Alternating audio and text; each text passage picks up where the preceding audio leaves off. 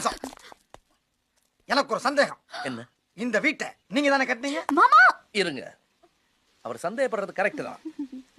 இந்த வீட்டை நான் கட்டலீங்க, பின்ன மேஸ்திரியும் கொத்தனாரும் கட்டினாங்க. அது எனக்கு தெரியும். தோக்கா, இந்த வீட்டுக்கு ஏன் ரஷ்ய மொழியில பேர் வச்சிருக்கீங்க? ரூன் ஜகாம் அப்படின்னா அங்க அங்க. ஷமா, நூறு மஹல்ங்க அது. அப்படி பார்த்தாலும் நான் சொன்னது சரிதானே. ஏன் முஸ்லீம் பேர் வச்சிருக்கீங்க?